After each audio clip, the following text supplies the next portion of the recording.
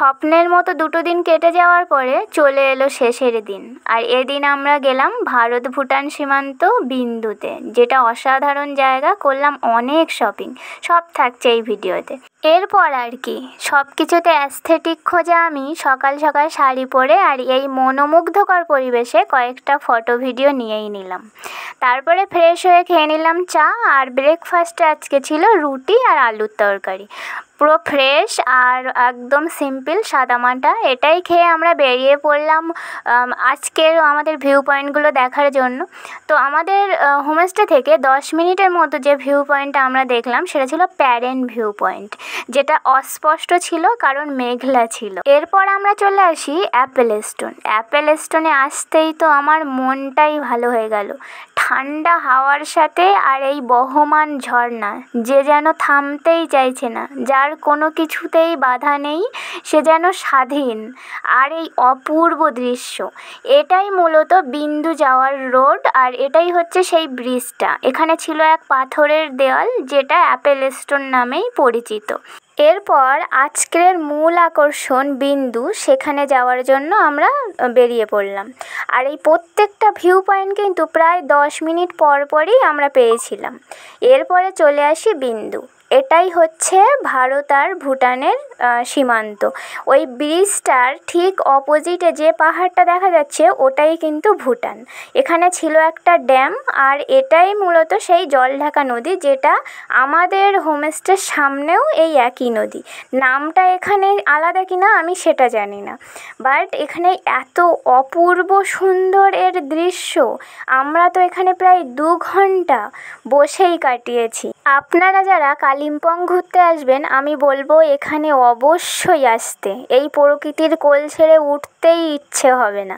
আর এখানে সমস্ত ভুটান থেকে আসা সমস্ত জিনিসপত্র, যার মধ্যে প্রচুর ছিল শোপিস এবং চকলেট, যেটা এখানকার মেন আকর্ষণ বলা যায়। আর নানা ধরনের ভুটানিজ ট্র্যাডিশনাল জিনিসপত্র। এই ফ্রিজ ম্যাগনেটগুলো আমার ভীষণ ভালো লেগেছিল। আর তারপরে তো ছিল ক্যাপ এবং বিভিন্ন ধরনের ঘর সাজানোর বা ভুটানিজ ট্র্যাডিশনাল যেগুলো মানে থাকে। তারপরে ছিল এই ব্যাম্বুর সমস্ত জুয়েলারি বক্স আর এই কফি মাগগুলো, যেগুলো এত ভালো আমার লেগেছিল। আমি তো শপিংও করেছি অনেক কিছু, আর নিয়েছিলাম প্রচুর চকলেট। এগুলো হচ্ছে ভুটানিজ চকলেট। ছিল নানা ধরনের ব্যাগ, যেগুলো গার্লসদের জন্য প্রচণ্ড অ্যাট্রাকটিভ।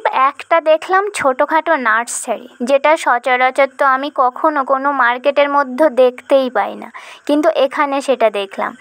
আমরা তো প্রচুর শপিং করেছি। বিভিন্ন ধরনের শাওয়াল ছিল, আর তাছাড়া ছিল বিভিন্ন ধরনের ব্যাগ, যেগুলো দেখতেই মন কাড়বে। শীতের বিভিন্ন ধরনের পোশাক ছিল, আর এই ভুটানিজ ট্র্যাডিশনাল ছাতাগুলো আমার ভীষণ কিউট লেগেছিল।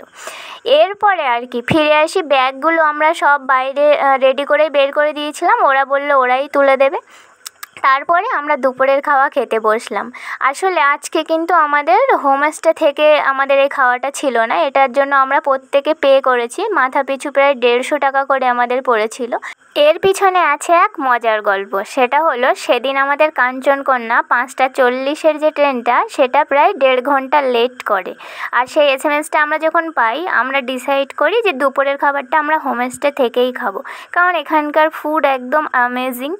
যেদিন আমরা আসি সেদিনও যেমন আমাদের কাঞ্চনকন্যা প্রচুর লেট ছিল। আজকে অতটা লেট তো হয়নি, বাট প্রায় 1.5 ঘন্টা থেকে 2 ঘন্টা লেট হয়েছিল। তো আমরা দুপুরের খাওয়া শেষ করি এবং সমস্ত বিল পেমেন্ট করে দিই। আর এই অপূর্ব দৃশ্যের সাথে আমরা এই দারুণ খাবারগুলো লাস্টবার এনজয় করি। এরপর প্রায় 3:30 নাগাদ আমরা বেরিয়ে পড়ি আমাদের স্টেশনের উদ্দেশ্যে। আর প্রায় অনেকটা রাস্তায় ঝালংয়ের কাজ হচ্ছে খারাপ, আর সেই খারাপ রাস্তাটা আমি পুরো ঘুমিয়েই কাটিয়েছি। একটা দারুণ ঘুম দেওয়ার পরে আর ভালো রাস্তায় চলে আসার পরে, আর যদি রাস্তার দুপাশ দিয়ে এইরকম গাছের সারি সারি থাকে, তো তাহলে তো এনার্জি একটু হাই হয়েই যায়।